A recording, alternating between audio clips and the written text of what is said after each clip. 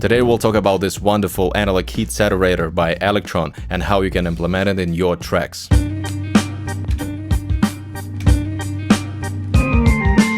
Analog heat is a high-quality analog saturator, and you can hear what it does to the track. It brings the sound together. Generally, in mixing, saturation is a process that is often overlooked, but it shouldn't be. By adding various harmonic distortions, we give character to our track. For the same reason, I enjoy using Studer or Apex by UAD, but I doubt that I will be able to afford these hardware versions ever. Let's have a look at the settings. Let's go to the default settings, and we will start from scratch with Clean Boost. I'll crank the drive all the way up, and let's listen what it does to the track. I will return all the EQ settings back to where they were, filter settings, and let's go. You match the output level with that knob right here.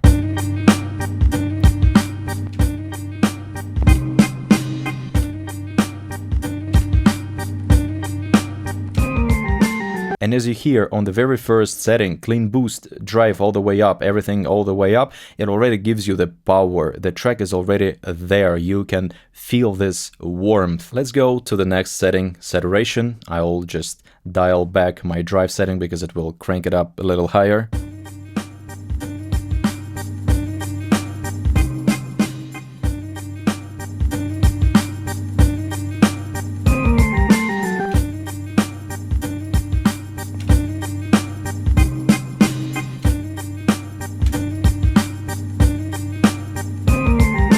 I like this setting, saturation, but let's go to the third and my favorite, enhancement. Wow. Let me just dial back with the volume and let's begin.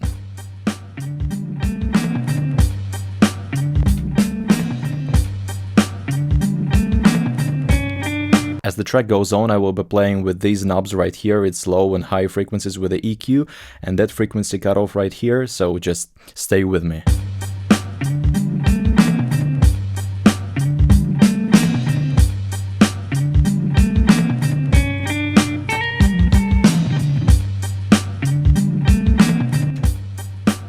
Oh, now it's so thin.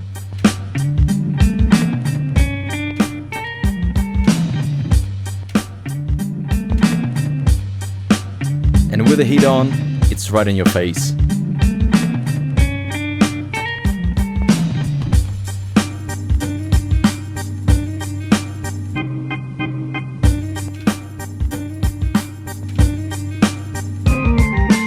This is my favorite setting right here. Enhancement, it's just go for effect every time, almost every time I make beats. Let's test the next setting, which is called mid drive. I already know that it's going to be hard, so I dial back my drive.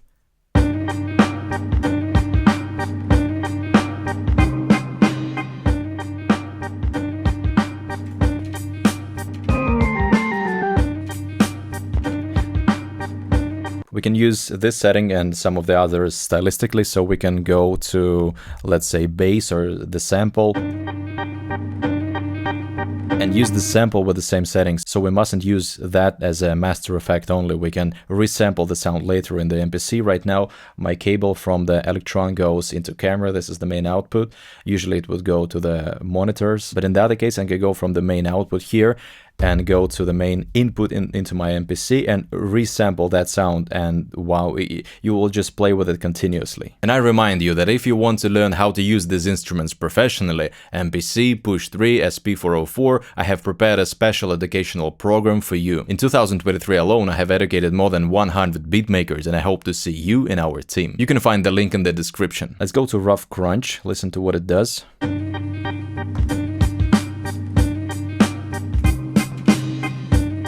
That sounds nice.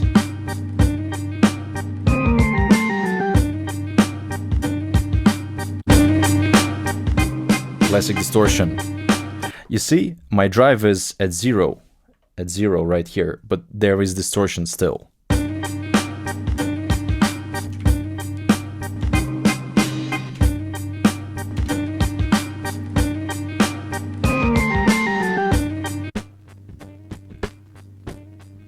Round fuzz.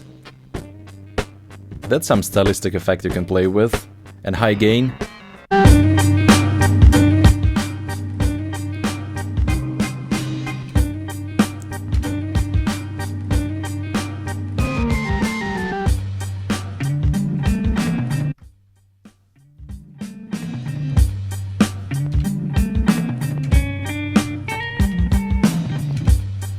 we are back at the start. Clean booth is just nice, just nice. So now let's try to answer the main question.